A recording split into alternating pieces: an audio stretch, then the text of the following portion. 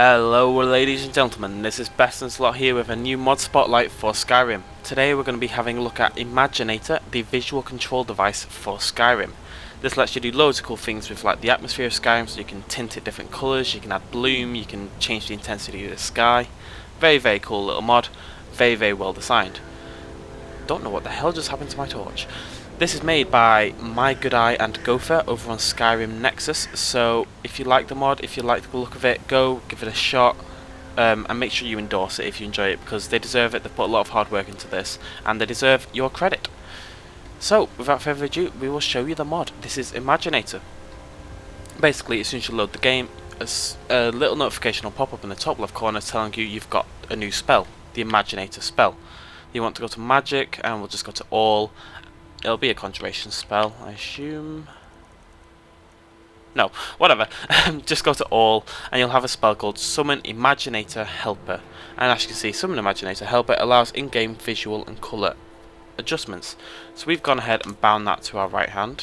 As you can see, it's now glowing beautifully, and we're going to hold the right trigger.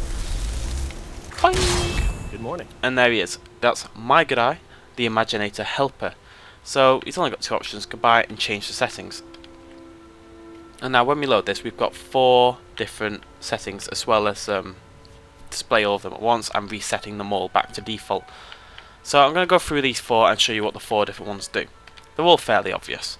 Contraster, obviously you can mess with the brightness, the contrasting and the saturation. So let's click saturation, and then we can increase it by 10. Not sure if you can tell that, but the game is becoming more colourful, more vibrant. If you watch, say, the bushes on the right, you can see them becoming more and more colourful. It's getting quite intense. Let's just show you that easily. I've increased that several times. So let's keep an eye on that yellow bush in front of us. Let's reset the saturation. Quite a big difference. Default Skyrim suddenly feels quite bland. And we can also decrease it if we want to make the game quite grayscale, if you're going for that particular look. If you're a very depressive person, maybe that's what you want to do. So there you go. If you want a grayscale Skyrim, it's just that easy. As soon as you find the set you want, you can just go back and go and play your game. But as with all the Imaginator settings, there is a reset button. You click that and it'll go back to normal.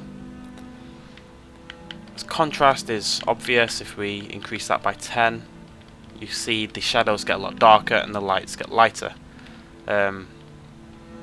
Not sure why you'd want to play a game like this, but if you mess with it a little bit, you know, you can just make it look a little bit more intense, because default Skyrim is quite bland, in all honesty. And our other function in there is brightness, which, you know, speaks for itself really, doesn't it? Makes it brighter. If you increase the brightness and increase contrast at the same time, that tends to work quite well in conjunction with each other. So the second thing we've got is Tintor. Now this adds tints of colour to the game. So if you want to add some red, let's just get a nice view here. Click, add red, and as you can see, the environment starts to go a reddish tint.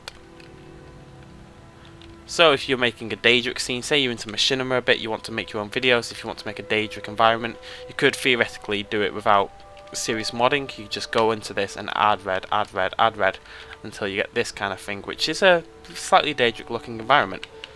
We've also got blue, green, cyan, magenta, yellow and orange, and you can actually combine the colours. They do overlap with each other, and as you can see, this is quite a nice warm day kind of look now, and that's combining red and yellow. Oh, we could just add orange, but whatever. So we reset them back to normal, back to the menu. The third one is Siddha Magic, and this basically lets us mess with the bloom and the sky and the sunlight. The sunlight obviously just increases the power of the sun. It's not a noticeable increase, especially at this time of day. The sky increase basically brightens the sky up on the whole, as you can see, all brightening up, and bloom does what it says. Now bloom high is intense. Let's click bloom high. Bam! Look at that! That is some major bloom right there. That is more bloom than any person could possibly need. Medium, still quite a lot, but low, if you want bloom in your game, I think low is quite a good amount. It looks quite good. You can tell there's a bloom effect there. Let's go set that back to normal. The fourth one is the preset colour schemes. These are basically presets by the people who made Imaginator, MyGoodEye and Gopher, and when you click these, it puts in certain settings to, you know, set Skyrim in ways they think looks good. So you can go through, there's 9 of them, and you can just pick ones that you like the look of. So pop photo shoot, click, and didn't see much there, but I'll find one that makes a bit more of effect. Holy hell, where's that? Holy hell. As you can see, it's up the bloom, it's made it all yellow, it's brightened it up, and you can just go through these and see if there's one you particularly like. That one makes everything a bit warmer looking. You know, the name does kind of give it away for most of them. Pixar, I actually quite like that one. It's up to the contrast and makes the whole thing look a bit more vibrant. If we get rid of that, you can see the difference. I think the Pixar one probably makes the game look better, you know. And if you wanted, you could then go back and edit individual settings like the sky brightness if you wanted it to just tone it down a little bit.